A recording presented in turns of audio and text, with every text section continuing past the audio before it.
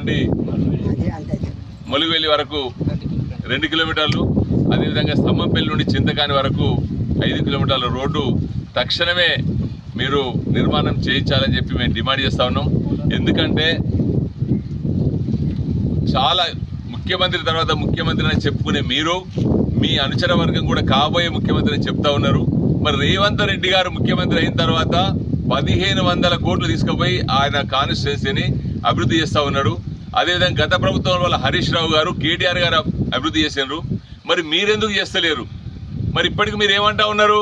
మీ దగ్గరికి వచ్చిన కాంగ్రెస్ పార్టీ నాయకులను, కార్యకర్తలను ప్రజలు పని కోసం వస్తే నాకు మెజార్టీ రాలేదు ముత్తార మండల్లో, ఈ 1400 మెజార్టీ వస్తుందా అని చెప్పి అవమానపరిస్తే వాళ్ళందరూ కూడా పాపం బాధతో అవమానానికి ఏడ్చి బాత్రూమ్లలో పోయి ముఖం కడుక్కొని వచ్చే పరిస్థితి కల్పిస్తా ఉన్నావు. నీ దర్శనం కలగడమే పెద్ద భాగ్యం అయితే ఉన్నది. ఇప్పటికైనా శ్రీధర్ బాబు గారు, మంత్రి గారు, మీరు ఎక్కడో హైదరాబాద్లో, అమెరికాలో రాజ్యం వెళ్ళడం కాదు, ఇక్కడి ప్రజలు నీకు రాజకీయ భిక్ష పెట్టింది కనుక ఈ ప్రాంత ప్రజలకు నువ్వు చేయాల్సినటువంటి బాధ్యత ఉన్నది.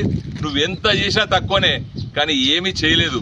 ఇప్పటికైనా మరి ఆ విఘ్నేశ్వరుని దయ వలన నీకు జ్ఞానోపదేశం కలిగి మరి తక్షణమే ఈ 3 రోడ్లను మంజూరు చేయించి వర్క్ స్టార్ట్ చేయించాలని చెప్పి డిమాండ్ చేస్తా ఉన్నాం.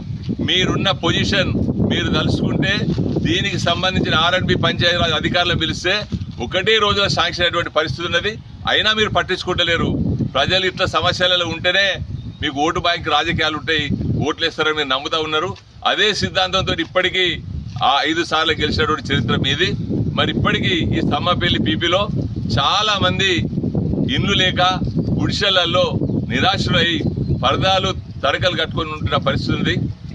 ఇప్పటికైనా కళ్ళు తెరవండి.